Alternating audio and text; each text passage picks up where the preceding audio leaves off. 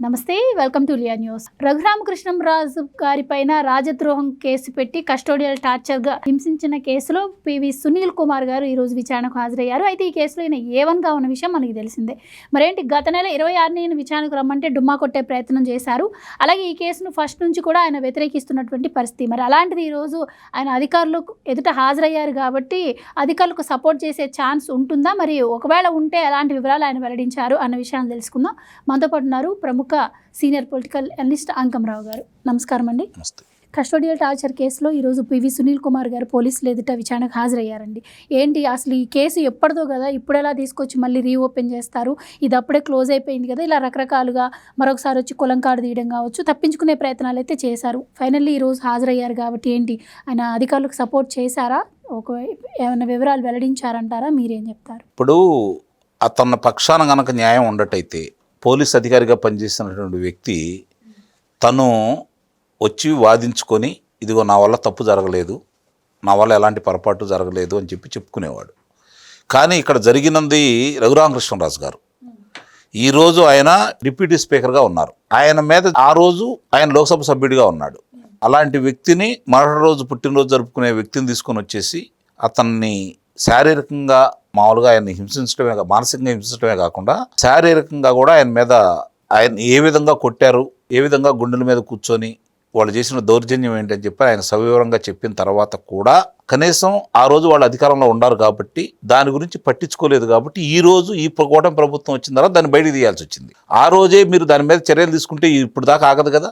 ఆ రోజు మీరు అధికారంలో ఉన్నారు కాబట్టి, అధికార పార్టీ మీకు వంతబడింది కాబట్టి, అధికార పార్టీ వాళ్ళు చెప్పింది మీరు చేశారు కాబట్టి, అధికార పార్టీ ఏంది ఆనాడు ముఖ్యమంత్రి ఏం చెప్తే అది మీరు చేశారు కాబట్టి ఆయన తీసుకొచ్చినప్పటి నుంచి తిరిగి ప్రకాశం బ్యారేజీ కాడ అడ్డుపడి తన ఇంటికి తీసుకెళ్ళమంటే ఆ రోజు మీరు భయపడి ఇంటికి తీసుకెళ్లకుండా పోలీస్ స్టేషన్కి తీసుకొస్తే అక్కడ మీరు ఆయన మీద ఏ విధంగా కస్టోడియల్ టార్చర్ చేశారో అందరూ ఆయన బయటకు వచ్చి ఆయన నడవలేని విధానం చూసిన తర్వాత ముక్కును వేలేసుకున్నారు.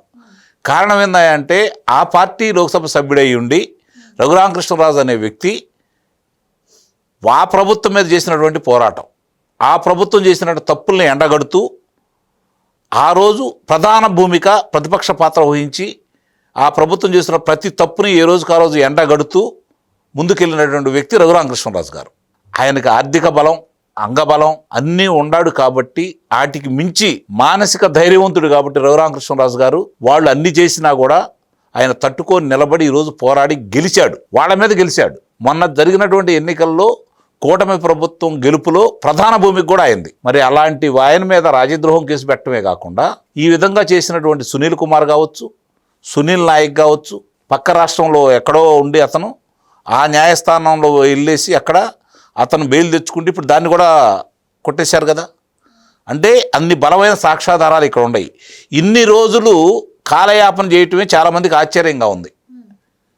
ఒక ఉపసభాపతిగా ఉండి ఆ ప్రభుత్వం మీద పోరాడి అంత చేసినటువంటి రఘురామకృష్ణరాజు గారి విషయంలోనే ఈ మీనమేషాలు లెక్క పెడుతూ ఇంత ఆలస్యం చేస్తూ సునీల్ కుమార్ లాంటి వ్యక్తులకి ఈ రోజుకి అతను విచారణకు రావటం అనేది చాలామందికి ఆశ్చర్యంగా ఉంది. మొన్నటిదాకా అసలు ఇది ముందు పురోగతి సాధించిద్దా, ఆయన కొట్టిన వాళ్ళు గుండెల మీద కూర్చున్న వ్యక్తి ఈరోజు ఇంకా బయట ఉండేసి అతను ఏ స్థాయిలో ఉన్నాడో అందరికీ తెలిసిన విషయమే. మరి ఇట్లా జరుగుతూ ఉంటే రఘురామకృష్ణరాజు గారికి న్యాయం జరిగిద్దా, ఈ కేసు ముందుకెళ్తుందా అనుకున్న తరుణంలో ఈరోజు కొంచెం కదలికైతే వచ్చింది. పూర్తిగా వచ్చిందని నేను చెప్పను, ఏదైనా కదలికంటూ ఒకటి వచ్చింది. ఇది ఇప్పుడు సునీల్ కుమార్ ఈరోజు విచారణకు వచ్చాడు. ఏమీ సహకరించలేదు కదా, ఏమీ చెప్పట్లేదు కదా.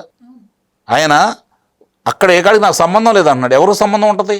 నువ్వే కదా ఆ రోజు ఉంది, నీకే కదా సంబంధం లేకుండా ఆయన మీద ఏమీ జరగలేదంటే మిలిటరీ హాస్పిటల్ వాళ్ళు ఏ విధమైనది ఇచ్చారు, దానికి సుప్రీంకోర్టు ఏ విధమైన తీర్పు ఇచ్చింది, ఎందుకు జరుగుతుంది అది?